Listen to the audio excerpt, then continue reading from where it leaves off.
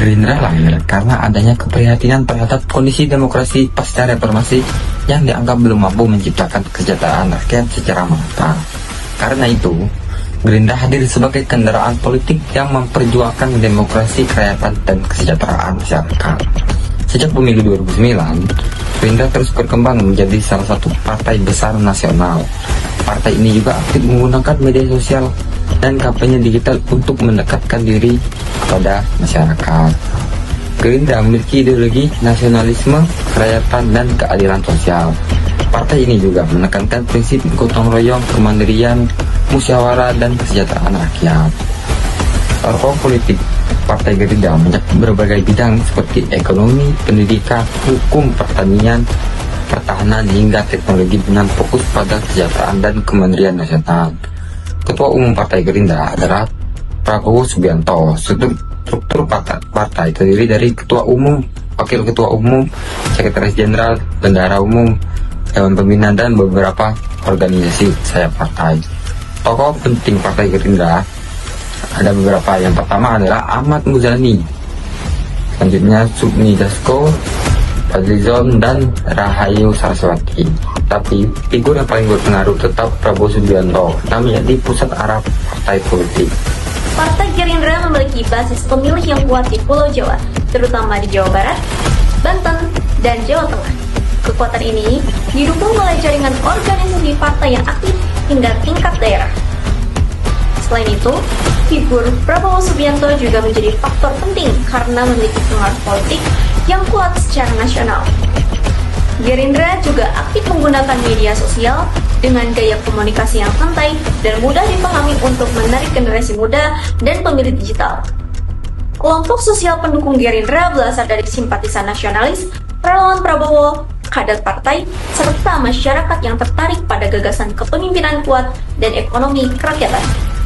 Pada pemilu legislatif 2024, Gerindra menjadi salah satu dari 8 partai yang lolos ke DPR RI dan menempati posisi ketiga terbesar setelah PDIP dan Golkar. Gerindra memperoleh sekitar 20 juta suara sah atau sekitar 13,22% suara nasional. Selain itu, Gerindra juga memperoleh 86 kursi DPR RI. Jumlah kursi tersebut membuat Gerindra memiliki posisi strategis dalam mempengaruhi kebijakan nasional dan memperkuat agenda politik partai dalam pemerintahan.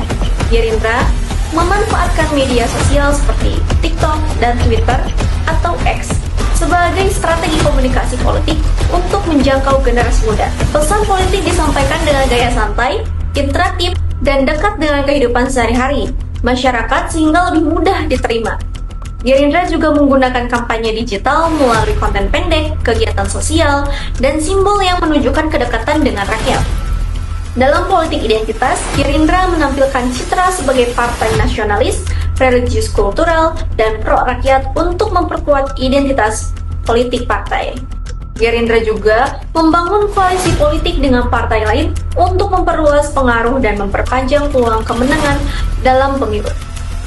Gerindra merupakan salah satu partai terbesar dalam sistem multipartai di Indonesia dan berhasil memperoleh 86 kursi DPR pada pemilu 2024. Kekuatan utama Gerindra terletak pada figur Prabowo Subianto, jaringan partai yang luas, serta kemampuan membangun koalisi. Namun, kelemahannya adalah ketergantungan besar pada satu figur dan sistem kaderisasi yang masih belum optimal. Keterwakilan perempuan di Gerindra juga masih belum mencapai target kuota 30%, sehingga perlu adanya peningkatan kaderisasi pada perempuan. Gerindra pernah menghadapi konflik internal serta kritik mengenai dinasti dan kader yang terseret kasus korupsi.